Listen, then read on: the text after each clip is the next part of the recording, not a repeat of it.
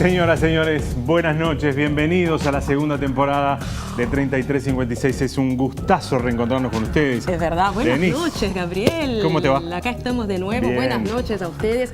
Es una alegría, realmente un placer volver a encontrarnos los viernes de noche, ¿no? Exactamente, estábamos ajustando alguna cosita. Exactamente. ¿Cómo hacemos? ¿Cómo salimos? Decíamos. Claro, pero acá estamos, como siempre, para arrancar un año lleno de temas que nos tocan a todos, y arrancamos con uno poderoso como es Feminismos en 3356, que son las coordinadas del centro de Uruguay, ¿no? Volviendo a explicar un poco. Para recordar un poco el origen del nombre del programa, que recién nos cuestionaba alguna compañera del canal.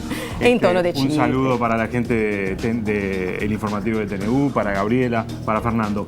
Así arranca esta primera edición del segundo ciclo de 3356.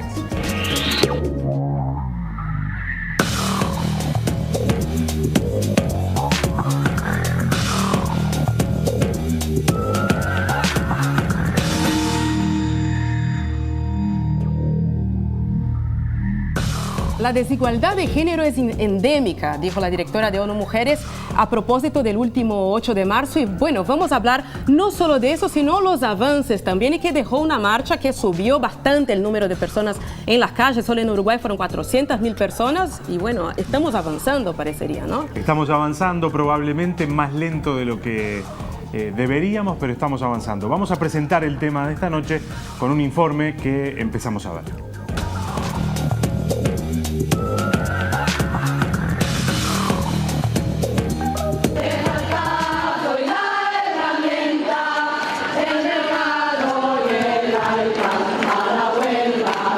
Este 8 de marzo, bajo el lema "Si paramos las mujeres, paramos el mundo", hubo manifestaciones en más de 100 países. El futuro es desalentador, dijo la directora ejecutiva de ONU Mujeres al presentar el informe Convirtiendo promesas en acción. Igualdad de género en la Agenda 2030, el pasado 8 de marzo. En el mundo, la desigualdad de género es endémica. El 19% de las mujeres y niñas de entre 15 y 49 años han experimentado violencia física o sexual por parte de su pareja en el último año. 1 de cada 3 mujeres sufre violencia a lo largo de su vida. La brecha salarial sigue siendo un 23% y si nada cambia, no se revertirá hasta el año 2086. A nivel mundial, las mujeres solo ocupan un 24% de los cargos públicos. 1 de cada 4 parlamentarios son mujeres y ocupan un 29% de los puestos de investigación. Sin embargo, hoy presenciamos un movimiento internacional sin precedentes a favor de los derechos, la igualdad, la seguridad y el acceso a la justicia de las mujeres. Si bien algunos de estos movimientos han aparecido en los titulares, otros esfuerzos prosiguen lejos de las cámaras de televisión, como las reivindicaciones campesinas, de mujeres migrantes o de muchos otros grupos minoritarios.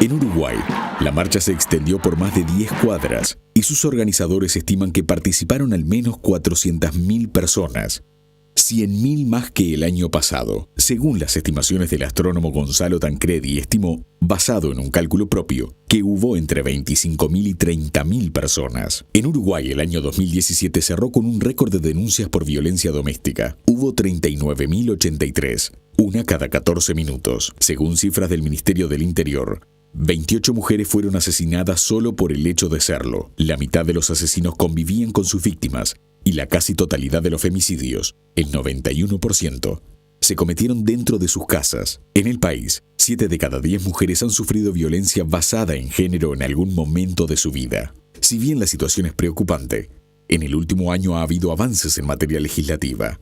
En octubre del año pasado se aprobó la ley número 19.538, que tipifica el femicidio como homicidio especialmente agravado que implica penas de hasta 30 años de cárcel.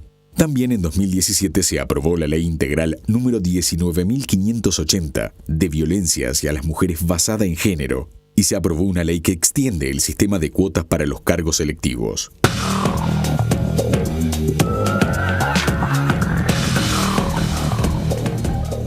La desigualdad entre hombres y mujeres se nota también en la vida cotidiana de todos nosotros, en la subrepresentación femenina en distintos rubros, ¿no? Desde la política, pasando por la ciencia y los deportes. Vamos a ver la segunda parte de ese informe.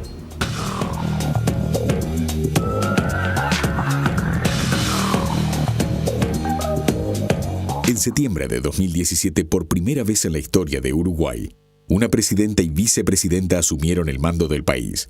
Las senadoras Lucía Topolansky y Patricia Ayala fueron solo por 48 horas, con motivo de un viaje del presidente Vázquez al exterior, pero marcó un hito. En el Parlamento uruguayo, aún con un sistema de cuotas, las mujeres representan menos del 20%, y a nivel empresarial ocupan solo el 33% de los cargos directivos. En la mesa representativa del PIT-CNT, el 80% de los titulares y el 75% de los suplentes son hombres. En Uruguay la actividad política es una de las que presenta mayor inequidad de género, mientras que en la salud y la educación la equidad casi total. El Poder Judicial es, dentro de los 3 poderes del Estado, el más feminizado. De los 5 integrantes de la Suprema Corte de Justicia, 2 son mujeres. Hay paridad de género entre los ministros de los tribunales de apelaciones y las mujeres son mayoría en el resto de los roles. Si bien más de la mitad de las personas que se dedican a la ciencia son mujeres, en los niveles más avanzados y jerárquicos de la carrera científica la presencia femenina apenas supera el 10%.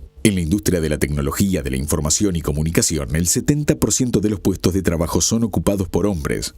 En este sector se ha registrado un fenómeno cuyas causas no son claras. En ingeniería en computación, en los años 90, de 450 ingresos, 150 eran mujeres. Hoy el número total de ingresos a esta carrera es de 650 estudiantes, de los cuales solo 100 son mujeres. A nivel mundial, la poca representatividad es similar. A lo largo de su historia, el premio Nobel ha sido otorgado 844 veces a hombres y solo 49 veces a mujeres. 16 de ellas recibieron el premio Nobel de la Paz. También en los deportes la brecha es muy importante. En el país hay unos 200.000 deportistas federados, de los cuales menos del 10% son mujeres. Este año Uruguay será sede del Mundial Femenino Sub-17 de fútbol organizado por FIFA y será una gran oportunidad para visibilizar las mujeres en un ámbito tradicionalmente masculino. Esta reflexión agitó el debate en las redes sociales. El Club Plaza Colonia fue duramente criticado por feministas por un tuit publicado en la cuenta del equipo. Con más de 87.000 seguidores, allí se publicó la fotografía de una mujer con una camiseta con la inscripción Esposa del 20. El posteo terminó siendo eliminado por el club y la institución publicó un pedido de disculpas a las personas que se habían sentido ofendidas. Consultado, el representante de la cuenta explicó que se trataba de una fotografía real y que la intención era compartir desde el humor y desdramatizando lo que es fútbol, sin intención de ofender, y que, por eso, se optó por retirar el tuit.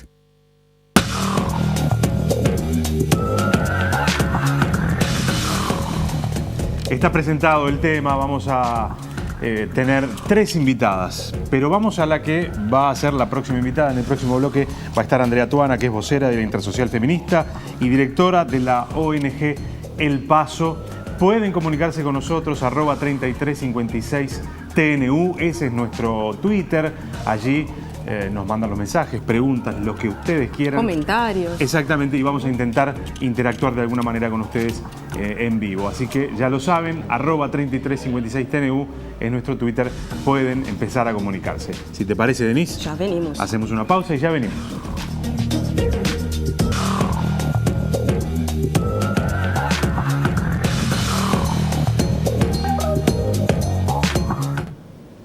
Seguimos, señores, aquí en 3356, estamos en vivo, son las 9 de la noche y 14 minutos. Y 14 minutos. Estamos con Andrea Tuana, que es nuestra primera invitada de ese segundo ciclo de 3356, es vocera de la Intersocial Feminista y directora de la ONG El Paso. Andrea, muchísimas gracias por acompañarnos. Y empezamos, 100.000 personas más en la calle, ¿no? ¿Cómo leer ese aumento? ¿Hay un interés más grande? ¿Hay más personas involucradas? ¿Cómo leer eso? Es positivo, uno imagina, ¿no? Sin duda. Yo creo que más allá de la cantidad concreta de personas, que han habido distintos números, ¿no? Que si fueron 400, Nos encanta el cifrismo. Sí, claro. A mí me parece que lo que se vio ese día fue otra vez toda la ciudadanía inundando la principal avenida, ¿no? Yo creo que con eso, más allá del conteo de las personas, y además fueron más personas que el año pasado, eso sí lo notamos a nivel de percepción. Y no solamente Montevideo, todo el país. Claro. Entonces, a mí me parece que desde el año pasado, ese histórico 8 de marzo, que fue una bisagra, un antes y un después, lo que nosotros vemos es que hubo un cambio Y yo creo que hubo una mayor toma de conciencia de la ciudadanía de que este tema importa, de que este tema realmente es un tema que la ciudadanía se está apropiando, ¿no? Y eso habla muy bien de un trabajo de muchísimos años del movimiento de mujeres y del movimiento feminista, de haber podido colocar la causa del feminismo en su justa medida, ¿no? Por eso sale toda esta cantidad de personas de alguna forma a acompañar, ¿no? No necesariamente autodenominándose feminista, pero acompañar esta idea de que tenemos que caminar hacia la igualdad de derechos entre varones y mujeres, ¿no? Ha quedado claro y ha quedado en evidencia en este informe que veíamos, en los dos informes que veíamos al comienzo, que el camino parece ser todavía muy largo, ¿no? Sí. El nivel de inequidad que hay en todos los ámbitos del Estado, pero no solo en lo público, sino también en lo privado, es abrumador. La violencia doméstica. Ni que hablar, los fenómenos de violencia. Ahora, sin embargo, hay algunos sectores de la población que se resisten a ver el problema desde esta perspectiva. Bien, eso es bien importante, porque así como planteo que la ciudadanía empieza a ver el problema, lo toma y sale a la calle a hacer agenda, en definitiva, de este tema, también hay sectores ultraconservadores, conservadores en estos puntos, ¿no? En cómo visualizan las relaciones entre las personas, las relaciones familiares, las relaciones entre varones y mujeres. Y bueno, esos sectores yo creo que lo que están haciendo es poniendo palos en la rueda para que no se dé el cambio y la transformación, porque cuando nosotros hablamos de la igualdad de derechos estamos hablando necesariamente de cambiar las relaciones de poder. Entonces lo que queremos es cambiar justamente, que las mujeres dejemos de estar en un lugar de discriminación y de subordinación, y cuando uno lucha contra las relaciones de poder establecidas, quienes detentan el poder evidentemente van a resistirlo, ¿no? Y de esas muestras tenemos muchas y son peligrosas, ¿no? ¿Hay una reacción? ¿Ustedes observan que hay una reacción? Sí. Es como aquello del león herido, acorralado. Hay una reacción que no es solamente de Uruguay, es una reacción a nivel de Latinoamérica. Bueno, el asesinato de Marielle Franco, ¿verdad? Yo creo que es una muestra extremísima de un movimiento que está, ¿no? Y que está agazapado y que está mostrando esa reacción, que durante mucho tiempo logró poner al feminismo como un movimiento que lo que pretendía era el revanchismo o el odio a los varones, y que esos mitos empezaron a derribar, pero que aún así siguen insistiendo en esta idea de que el feminismo no lucha por la igualdad, sino que el feminismo lo que lucha es por estar por encima o tener más poder. Y creo que esos movimientos conservadores tienen fuerza, tienen dinero, tienen lobby, y tenemos que estar preparada, la población tiene que estar preparada para no dejarse manipular y para seguir firme en estos pasos que estamos dando de llevar la causa a las calles y para que luego empiece a permear en toda la estructura, ¿no? Ahora, Andrea, vos, Lidia, manejas muchas cifras, ¿no? Desde hace mucho tiempo. El año pasado hubo 39.000 denuncias de violencia doméstica y fue un récord. Sí. Siempre está esa discusión, ¿no? ¿Hay más violencia ahora o las mujeres se están animando más a denunciar? ¿Cómo ustedes leen, que trabajan hace décadas con estos fenómenos, cómo leen ese récord del año pasado? Yo creo que lo que está pasando y lo que ha venido pasando desde hace unos 10 años más o menos a esta parte es que ha aumentado el sistema de respuestas, han aumentado las posibilidades de pedir ayuda.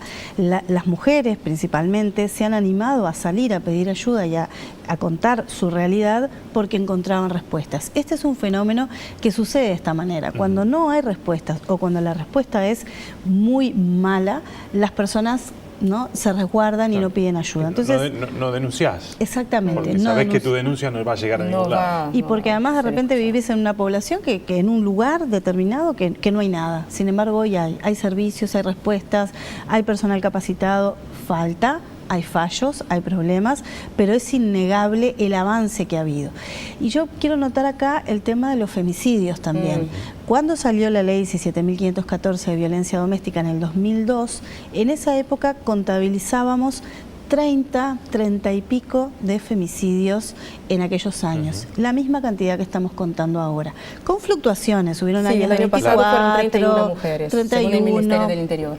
Otros años hubieron 33, pero más o menos se mantiene. Quiero decir, este es un problema que es estable, que crónico, que es permanente, y que lo que tenemos que hacer es empezar a trabajar transformando las condiciones que llevan hasta las situaciones de violencia en general y de femicidios, ¿no? Y ahí en ese terreno no hemos entrado. A ver. Ese terreno es el terreno de transformar de la educación, las relaciones de poder, de empezar a trabajar con los niños y con las niñas, en la prevención de violencia, en la perspectiva de género, en la prevención de noviazgos libres de violencia. Para ser claro, primaria y secundaria, por ejemplo, no han incorporado una perspectiva de género a la hora de encarar los procesos de aprendizaje. No de una forma, no en la currícula. Sí hay muchos docentes que están trabajando, que hacen muchas cosas, pero incorporado en la currícula en todo el ciclo educativo con una materia permanente, obligatoria. Ni que hablar que en la universidad tampoco. Ni que hablar que en la universidad tampoco. Bueno, varias personas me han criticado porque yo digo que la universidad le da la espalda a las mujeres. Y no estoy desconociendo la cantidad de mujeres que están ahí adentro dando la lucha y la pelea y generando cursos y especializaciones. Pero lo que necesitamos es que se incorpore como una materia transversal y que sea columna vertebral, y que no además una materia más. El ambiente universitario sea de hecho ecuánime, ¿no? Bueno, eso hay que hablar. O sea, desde el vamos. Desde el vamos, exactamente. Pero formar a los profesionales que luego tienen que salir a trabajar con las personas, identificar, diagnosticar. Tenemos profesionales que están trabajando desde perspectivas tremendamente patriarcales, que reproducen la violencia, reproducen el poder, los prejuicios, los estereotipos. Eso hay que transformarlo ya para poder ver resultados dentro de unos años. Lo mismo que trabajar con los chiquilines y también en nuestras familias, ¿no? Claro, es interesante esto que decís de la escuela y del liceo, ¿no? En este sentido, es probable que muchos que nos estén viendo y escuchando y que todavía no hayan entendido en su real dimensión la problemática, pero tampoco han logrado conceptualizarla, por lo tanto, a nivel más teórico, que pueden estar pensando, bueno, pero a ver, ¿cómo es esto de la perspectiva de género? ¿Cómo que falta en la escuela la perspectiva de género? La mayoría de las maestras son mujeres, nos van a decir. Sí. Es cierto. No alcanza. No, claro, porque en realidad cambiar las creencias las tenemos que cambiar los varones y las mujeres, porque no tiene que ver con lo biológico, sino tiene que ver con lo cultural. Varones y mujeres hemos aprendido que las relaciones son de esta manera, que los varones se comportan de una forma, las mujeres de otra. Basta entrar a una juguetería y lo primero que te preguntan no es la edad, sino el sexo, sí, ¿verdad? Se va la nena, se va el moño rosado. ¿Cuándo? Los juguetes son un instrumento de diversión y de aprendizaje. Se llega a extremos, por ejemplo, de que las cuestiones más vinculadas a la ciencia están en la estantería de los varones. Exactamente. Sí. Y no hay una las cuestiones celeste, más vinculadas a lo hogareño, claro. A lo doméstico, está en la estantería de las nenas. Y a los cuidados, ¿no? ¿A quién se le ocurre empezar a entrenar a nuestros niñitos desde pequeñitos con bebotes, con mamaderas, con cambiadores, con pañales? Y eso es lo que tenemos que hacer, ¿no? En la medida que las mujeres promovamos a las mujeres para salir cada vez más al ámbito público, para acceder a cargos de decisión, para acceder a distintos lugares de representación, también los varones tienen que entrar al ámbito privado y también sentir y ser parte de los cuidados de los niños y de las niñas, de los cuidados y todo el trabajo que tiene que ver con la tarea doméstica o el cuidado de las personas mayores. O sea, que varones y mujeres realmente podamos compartir y podamos hacernos cargo y ser parte de lo que es la vida, ¿no? La vida de las personas. Ahora, Andrea, hay también mucha juventud, ¿no? Uno ve en las calles el movimiento organizado feminista, porque el feminismo no es solo uno y es imposible hablar de feminismo en general, pero el movimiento organizado es muy joven. Eso permite pensar que las próximas generaciones muy probablemente, obligatoriamente van a ser más igualitarias o no necesariamente. ¿Hay un estudio a lo largo del tiempo en el mundo de cómo eso fue evolucionando? No lo sé si hay un estudio en ese sentido. Lo que yo creo que si viéramos varones y mujeres en la misma medida en las nuevas generaciones feministas, quizás yo puedo pensar que sí. Te podría contestar rápidamente sí, ¿no? Porque los y las jóvenes hoy están luchando juntos por una sociedad igualitaria. Lo que estamos viendo son mujeres jóvenes, que eso está buenísimo y es muy importante, pero también necesitamos que se involucren Falta en incorporar esto. varones, ese es un buen disparador para la claro. próxima mesa. Exacto. Sin lugar a dudas. Y allí, ¿cuál es el trabajo que hay que hacer? Porque hay que convencer, hay que acercar, hay que ponerle empatizar, el oído ¿no? al otro y además intentar también generar ese vínculo que muchas veces está muy quebrado, ¿no?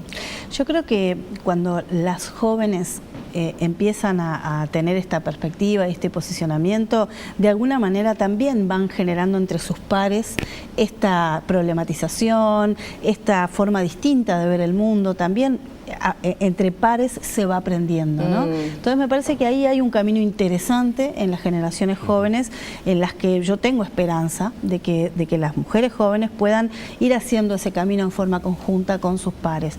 Y me parece que lo que hay que seguir haciendo es poder mostrar y derribar mitos, porque realmente cómo se ha estigmatizado de alguna manera, se ha injuriado al movimiento feminista, eso hay que transformarlo y eso hay que realmente poder explicarle a la población de qué se trata este movimiento, ¿no? Que es un movimiento de justicia social y lo que se quiere es la igualdad. No de confrontación. No de confrontación, no de revanchismo, ni de que ahora las mujeres queremos estar por encima de los varones. Muy por el contrario. Yo dudo que alguna persona no esté de acuerdo con esto, ¿no? Y eso es el feminismo. Es también la idea, ¿no? de este programa, introducir el asunto, ponerlo arriba de la mesa y tratar de que estas cosas que decías queden claras.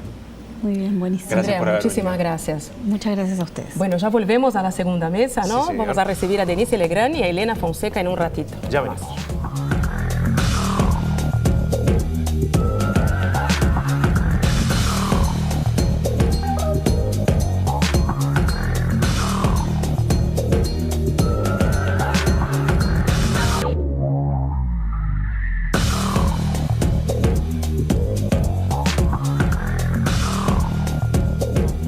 Es una charla.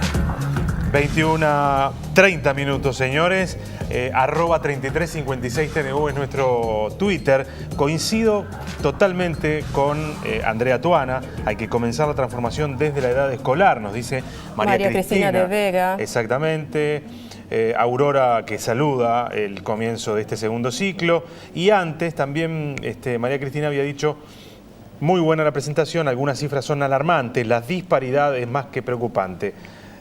Y bueno, saluda y elogia y vamos a evitarlos, los elogios. Bueno, es un placer, estamos acá con Elena Fonseca, que es fundadora de Cotidiano Mujer. Elena, muchas gracias, ya habíamos hablado afuera de cámaras, pero después de un viaje largo, Totalmente. estás cansada, para nosotros es una con alegría. muchísimo gusto, venía cateando, ¿no? Muchas gracias y un honor. Y con Denise Legrand, mi gran tocaya, comunicadora y coordinadora de Nada Crece a la Sombra y editora del portal de feminismo de La Diaria. Denise, un placer, muchas gracias a las dos. Terminaba Andrea, recién antes de irse, con una cosa que creo que es central. Es un lindo disparador. Creo que es central y como disparador creo que es interesante. Hay que incorporar a los varones. Vos ya estás ahí en la mesa, ¿viste que te incorporamos? Yo estoy acá. Tú ya estás incorporado. Hay que incorporar a los varones. Sí, yo creo que sí, por supuesto, pero ¿cómo? ¿No? De grandecitos ya están crecidos y formaditos. Sí, sí. Yo estoy de acuerdo desformadito. con lo que decían ustedes antes, lo que decía Andrea, que la educación, pero la educación básica, cuando nacen, cuando van a los CAIF, por supuesto, pero tiene que haber una educación de género formalmente. Yo creo que eso sería un cambio enorme, enorme. Y por supuesto que siga que haya materias de género, que se sepa que hay una diferencia entre esos. Claro que los varones tienen que estar incorporados, si no, no hay cambio. Es así. Denise. Es como evidente, ¿no? Son la mitad de la población. La cuestión es cuando dificultamos la discusión real, que es el planteo sobre la equidad de género y el feminismo, para salir por lugares comunes, como qué lugar ocupan en la marcha, van atrás. Es tan evidente que van a ir en el lugar que quieran, porque es tan indominable, por suerte, una marcha de 300.000 personas, y basta con que uno se se vaya a la marcha y vea que en realidad los rótulos, las mujeres, los varones, los niños, las niñas, los abuelos, las abuelas, van en todos lados y van donde quieren. Exacto. Porque son parte de la lucha y evidentemente es parte de la construcción cultural que tenemos que hacer juntos. También a mí cada vez que se habla de educación me viene como un temblor, ¿no? ¿De qué educación hablamos? Hablamos de la educación en el sistema actual que tenemos, que por ejemplo la inclusión educativa en los Palomares, que es el cante al lado del Borro, la exclusión es del 94%, o la del Parque Rodó, en donde la inclusión es del 94%. Cada vez que hablamos de educación, por ahí tenemos que dar un debate mucho más profundo de qué es lo que estamos hablando o de qué sistema nos está educando. Y también es una cuestión... ¿Cuál es el papel que juegan las niñas y que ocupan las niñas en las estructuras familiares de uno y otro lado que hacen que lleguen o no al sistema educativo, ¿no? Sí, y también la cuestión de los estereotipos de género que llevamos todos siendo adultos y adultas, y también desde muy niños, ¿no? Cómo vestimos a nuestros hijos, de qué color, o sea, también esta cuestión de qué nos ofrece el consumo, ¿no? ¿Qué nos dice que una cosa es una nena y otra cosa es un varón? ¿Con qué juguetes juegan que después determina básicamente su vida? Yo cuando hablan de los femicidios, que son espantosamente altos para este país, pienso que eso es la punta del iceberg, ¿no? Una persona que mata, un hombre que mata a su mujer porque es de él, porque es propia, porque se fue con otro, tiene que estar muy trabajado toda esa pelea por el poder con mayúscula. Pienso que todo lo que viene antes, que son lo que vos decías, Denise, por ejemplo, ¿quién pone la mesa en una casa? Ah, no, el nene no, por favor. ¿Y por qué el nene no? Y el nene se sienta, o el papá se sienta a leer el diario, Pancho, y la otra trabajando. Entonces, yo creo que eso del uso del tiempo, el no remunerado, es una de las cosas más significativas para la desvalorización de una persona, que después llega. Está también el amor romántico, porque no podemos parar de que todas las películas sigan hablando de qué divino que venga fulanito, ya no es el príncipe azul, pero estas novelas me dan pánico, las turcas, todas estas. No, claro, porque eso se pasa para el otro lado, ¿no? Bueno, eso se pasa para el otro lado, claro. No solo reproduce un sistema, sino que además lo Pero ¿cuánta gente las ve? ¿Cuánta gente las ve? ¿Cuánta gente piensa que ese hombre que al principio fue brutal, después va a ser bueno, porque se va a enamorar? No sé. En todo eso que está como... y hay miles de cosas en los trabajos, etcétera, etcétera, que van construyendo a ese asesino, al femicida. Entonces, de eso tendríamos que ocuparnos. ¿Cómo? Entonces, ahí ven el cómo, ¿no? Que es difícil. Por ejemplo, el trabajo en la casa yo creo que tendría que ser una educación también, ¿no? Que muchas veces le pregunto a chiquilinas de 15, 14 años, ¿y en tu casa cómo es la cosa? ¿Quién levanta?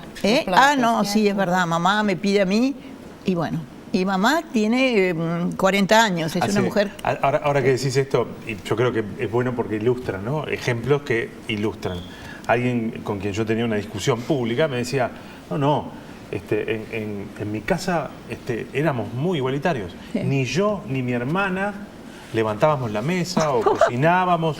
Ah, mira, ¿y quién lo hacía? Mi madre. Claro, éramos igualitarios.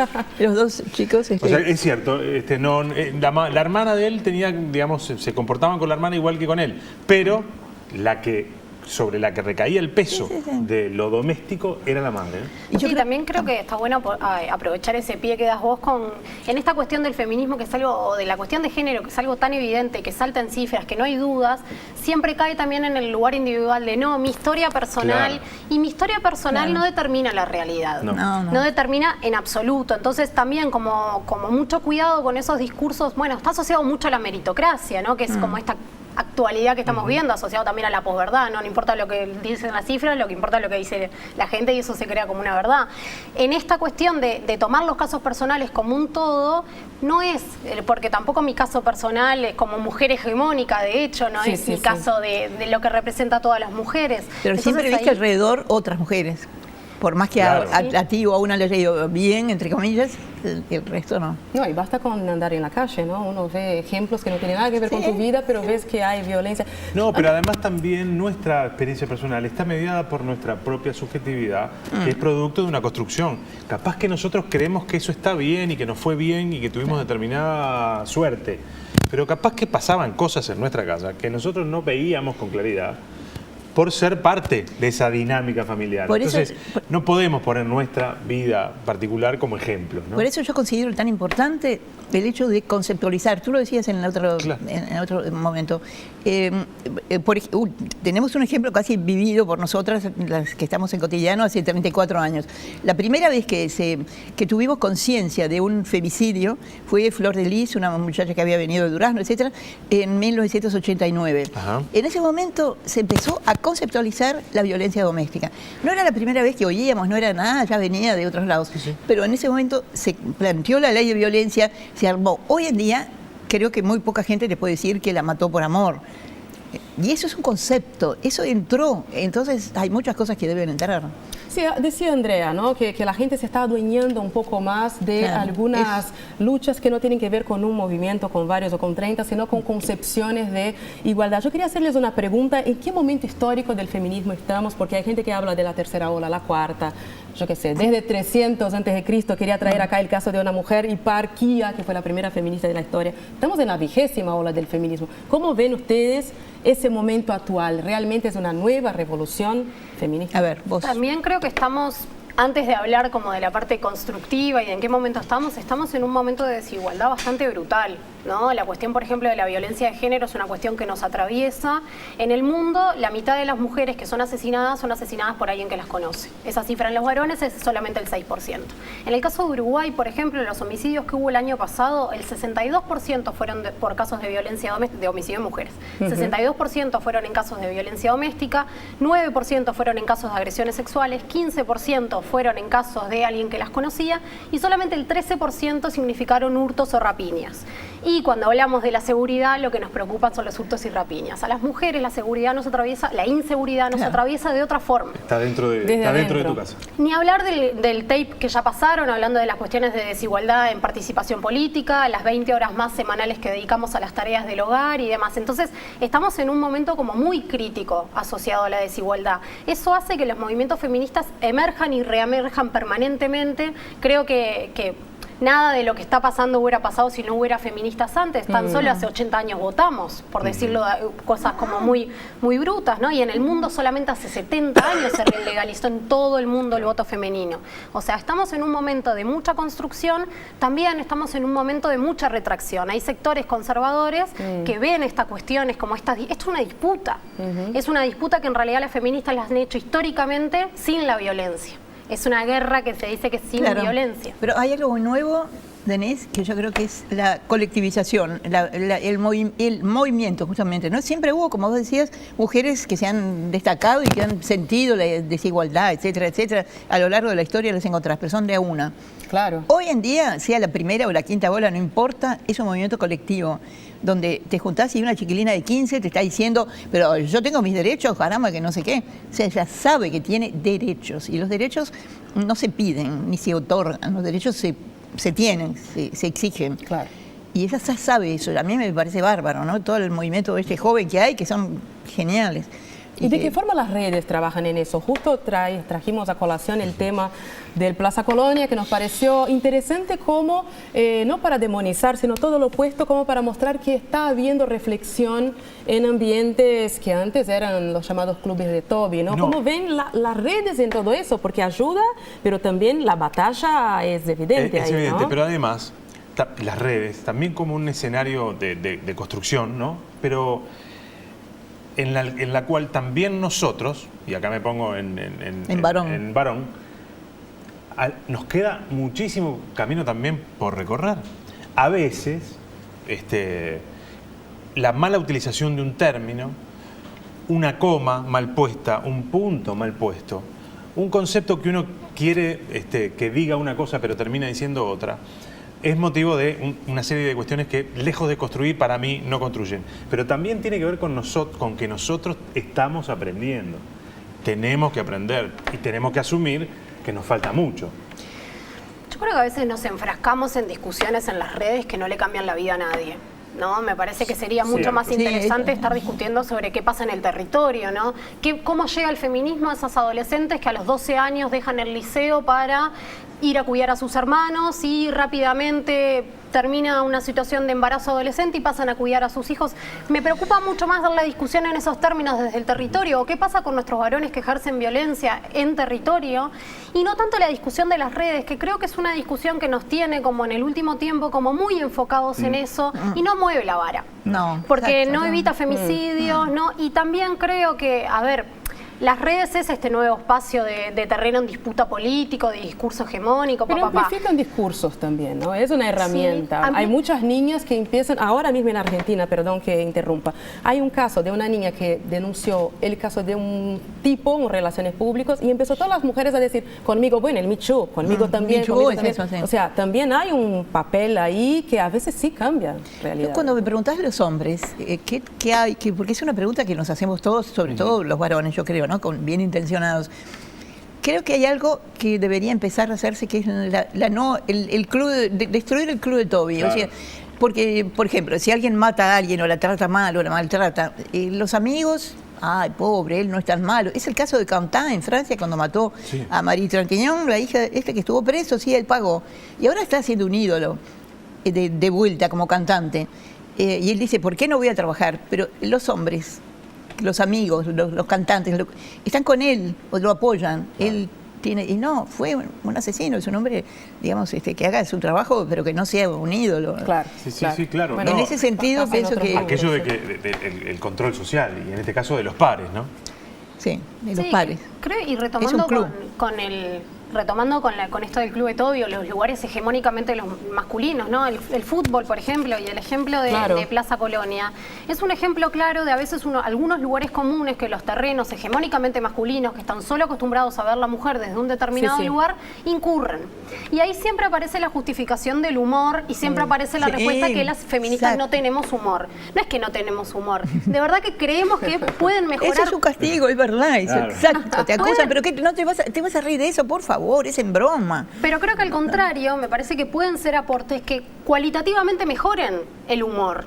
Ya discriminar, el estigma, reírse del más vulnerable, no es humor, es discriminación. Sí. Entonces a veces se caen los lugares comunes porque también es algo que las redes festejan, es algo que también los pares festejan y que no se reconoce. Y lo mismo con cuestiones asociadas a la violencia en grupos de varones, ¿no? Creo que ni hablar de algunos casos como muy emblemáticos, como por ejemplo el caso de Romario Acuña dentro de Defensor Sporting. La cuestión no es dejar a la persona sin trabajo, la cuestión no es expulsarla, la cuestión no es la cárcel, ni siquiera. La cuestión es poder trabajar en la problematización de esto, pero nunca invisibilizarlo. Nunca invisibilizarlo y nunca caer en la cuestión de la justificación. No, lo que pasa es que ella está loca, no, lo que pasa es que ella... Claro, y él es tan bueno, porque por lo general estos asesinos son gente muy amable con sus iguales, ¿no? Claro. Trabajan muy bien, no son ningunos enfermos, ningunos locos, nada, en sus vidas privadas. Son solamente en el tema de la mujer que le pertenece, ¿no? Yo creo que también hay algo... Abundan los testimonios en el barrio de los vecinos, pero eran buen tipo. Eran buen tipo. ¿Qué nos íbamos a imaginar? Exacto. Es que son personas absolutamente funcionales. Las personas que terminan cometiendo femicidios o violencia de género en general, son personas absolutamente funcionales. Y a diferencia también de los fantasmas que nosotros construimos, son personas que tienen un promedio de 45 años. O sea, no son los monstruos que nosotros creemos, no son el Kiki. El Kiki no es la imagen del femicidio. El Kiki es la imagen de alguien que se fue de control, pero no es la imagen del femicida que queremos construir en el último tiempo. Son personas funcionales, son personas integradas a la familia, son personas muchas veces brutalmente amorosas, porque también esas redes de seducción son las que operan y las que hacen este círculo de la violencia en que muchas veces es muy difícil salir. Claro, en su momento no son detenidas. Y ni hablar también de cómo vas a plantearte salir de una situación de violencia de género cuando vos tenés además una situación de dependencia económica. Y no es que las mujeres no salimos porque no queremos, no es que no salimos a trabajar, salimos a trabajar, hay problemas de vivienda, hay un montón de problemas que aquejan a las mujeres en la sociedad que hacen que desprenderse de la violencia de género no sea una cuestión tan fácil. Y volviendo a la cuestión anterior, me parece que nada justifica que alguien te parta el tabique. Nada justifica, por más que vos estés en una crisis de nervios, no sé, date un baño de agua fría, lo que sea, nada justifica eso. Es una elección. Muchas veces... Eso que vos decís es interesante. Rita Segato, la argentina, analizó una cantidad de gente violenta en Brasil, hizo una investigación de como de 2 años, y la conclusión es que eligen la violencia. Sí, sí. Es exactamente eso. Vos elegís el comportamiento, porque podés también tener, qué sé yo, una depresión o otro tipo de cosas. No, eligen la violencia y una vez que la elegís, sí, ahí es. Además, bueno, irreversible. hay una investigación muy interesante que se hizo con los Violadores. que están presos, además, en las cárceles de Sí, Brasil, sí, claro. y que van por ese lado, que Exacto. es brutal, ¿no? Me dejan que compartamos con la audiencia, y bueno, con ustedes también, porque creo que además es un elemento que se puede incorporar. No es un típico caso de violencia que se ejerce contra una mujer. No es un femicidio, es un crimen cometido con una mujer con una motivación yo creo que sí. político, creo que es un social, crimen político de mujer negra. Estás hablando del de Marielle Exactamente. Franco. Vamos a ver un no? pequeño tape que queremos compartir con los que nos están mirando y con ustedes para incorporar también este elemento a la mesa.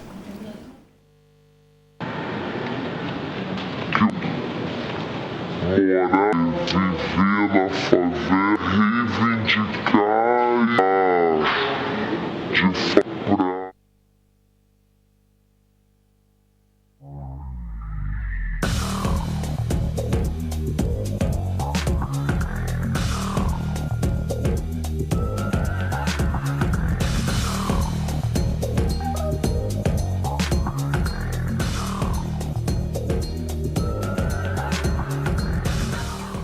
Bueno, lamentablemente tenemos un pequeño problema de audio. Pero podemos hacer un repaso, Ahí creo está. que todos están al tanto. En la noche de miércoles fue asesinada con 4 balazos en la cabeza la concejal de Río de Janeiro por el Partido Socialista y Libertad, Marielle Franco, también el motorista, el hombre que la conducía, Anderson Andrade. Bueno, todos dos dejan hijos, dejan sus parejas. Y bueno, es un crimen que está conmocionando Brasil y sobre todo Río, porque justamente faltaban pocas horas para que se cumpliera el primer mes de la intervención, Militar la en Río de tan publicitada intervención en Río de Janeiro. Bueno, eso suscita muchas discusiones sobre la voz de las minorías, los poderes. Andrea hablaba de eso, ¿no? Que hay poderes que se están agitando y se sienten confrontados. ¿Qué lectura hacen ustedes?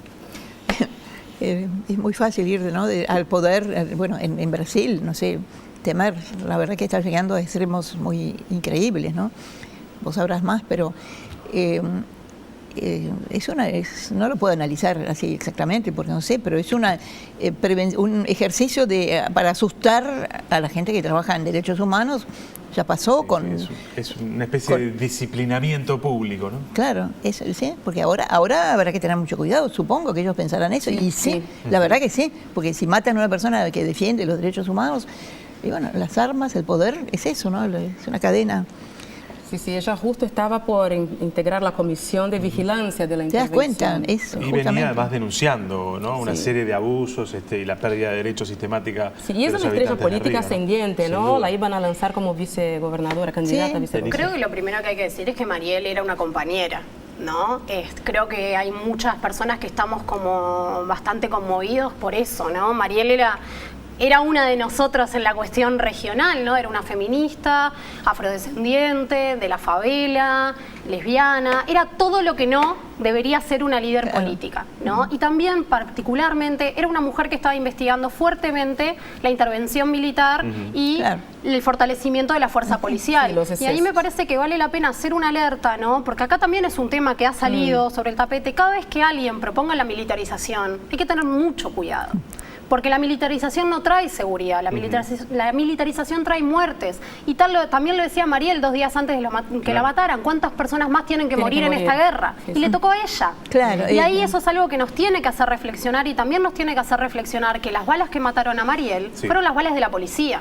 La misma policía que ella estaba investigando. Entonces acá se cruzan un montón de cuestiones. Se cruza la cuestión de la alerta que nos tiene que significar cuando alguien pide la militarización. Nos tiene que generar alerta, porque eso no es seguridad, y también reconocer que Marielle era un peligro porque disputaba poder, y disputaba poder desde el lugar que no están acostumbrados a que se dispute poder, desde el lugar de las mujeres negras, desde el lugar de las mujeres negras de la favela, esos lugares que no queremos ver en la ciudad y mucho menos queremos ver en cargos de poder. Berta Cáceres es otro caso también de advertencia. Ojo, si seguís metiendo con este tema de las empresas que van a destruir el territorio Leuca, muerte. Totalmente. Y bueno, y sí. Es Yo creo que a interesante esto de partir, Tamara. sí, hay un tuit acá de Tamara Fontes que dice: el nombre feminismo detiene a muchos hombres de participar del movimiento. Opino que si determináramos a la lucha con un nombre que haga referencia a la igualdad y el antisexismo, mismos objetivos, lograríamos notables diferencias muchísimo más rápido. ¿Les parece que el feminismo ya está como condenado al rechazo? Creo que hay un O que cría todo lo rechazo? contrario. Hay un problema que no se sabe la definición de feminismo, evidentemente, ¿no? El feminismo propone la equidad de género, ¿no? La igualdad de oportunidades para varones y mujeres. La cuestión es, claro, lo que confunde, me parece, es que mucha gente cree que es el contrario a machismo. Claro. Y no lo es. claro. El Está a machismo... un nivel muy primario, sí. El machismo es el desprecio por la mujer, por creerle un ser inferior. El feminismo no desprecia a los varones. Eso sería un embrismo. El feminismo incorpora a los varones y propone a los varones como parte del cambio. No podríamos de ninguna manera hacer el cambio sin la mitad de la población mundial. Claro, sería todo lo contrario al feminismo, que es inclusivo, que justamente queremos que todos sean iguales, si no sería una injusticia de vuelta. No es el camino. Decíamos en el primer bloque con Andrea que no tenemos una educación con perspectiva de género, no tenemos una justicia con perspectiva de género, falta perspectiva de género en el Estado, falta perspectiva de género también en el mundo de lo privado. Es titánica la tarea, si uno lo observa teniendo en cuenta esto, ¿no? ¿Por dónde seguiría? Claro, ¿Cuál es el paso ¿cómo uno? empezamos? ¿Sabes? Una de las ¿Cómo rutas- seguimos? El presupuesto. Una de las rutas para mí sería presupuestos más altos para todo eso. Espera que voy a toser. Hable. Es una cuestión tan evidente lo que pasa, ¿no? Es una cuestión tan evidente que la mitad de la población no está incluida en las más diversas formas. También es una cuestión tan evidente que es algo que no hay marcha atrás. Y nos lo dice que sea la movilización más grande del país, nos lo dice que cada vez más mujeres jóvenes, más adolescentes se reconocen feministas y también más varones jóvenes se reconocen feministas, sin que eso signifique un estigma. Aunque, ojo, cuando uno se pronuncia feminista automáticamente es como, bueno, y tal, no te vas a casar nunca, y no te vas a depilar nunca más. No. Y ahí hay también un error y una construcción conservadora de querer marear, ¿no? Y de querer... Aquello de femenina sí, feminista sí, no. Eso está ahora, ¿no? Eso que fue eso es una ridiculez. horrible. O sea, también es como que si uno levanta esas cuestiones de los marcos de otros que... No, y tampoco la ideología de género no existe. La ideología de género es una concepción que viene de los espacios más conservadores para intentar montar un discurso que no es el que dicen las feministas. Tampoco existe el feminismo extremo. ¿Qué es extremo? ¿Pedir la igualdad? No tiene nada de radical eso. La cuestión... Nunca hubo un muerto en la lucha del feminismo en los siglos o años que se han realizado. Nada, somos un movimiento pacífico. Feminazi, por ejemplo, es una de las acusaciones que nos dicen, sobre todo a las chiquilinas jóvenes. Ah, sos una feminazi. ¿Por qué? Porque exigió de repente un derecho, que hizo que las cosas fueran como sea. Y se plantó y lo dijo en voz alta. Sí, lo dijo en voz alta. Entonces, ese backlash, como dicen los americanos, esa reacción en contra, existe. Ha existido en todas las etapas también de los primeros feminismos, ridiculizando a las mujeres. Por ejemplo, las sufragistas eran unas locas, unas ridículas, quemaban los sutianes, en fin, etcétera. Bueno, consiguieron el voto, hicieron lo posible. Y en muchas épocas de la historia ha habido ridiculización por las mujeres que estudiaban, por las cultas, las preciosas ridículas, hace mucho más tiempo, en la época de Molière, eran ridículas porque hablaban bien. Claro. Hay camino. Hay mucho camino por recorrer. No tenemos nosotros más tiempo en este programa. Ay, qué lástima. Pero podríamos seguir. Denise, Elena, gracias por haber venido. Gracias. Muchas gracias a ustedes, muy bueno. Y nosotros ya nos vamos. ¿No? Nosotros no nos vamos. Sí, nos vamos, pero venimos en una semana. En una semana, gracias por haber venido, por escucharnos. Buenas.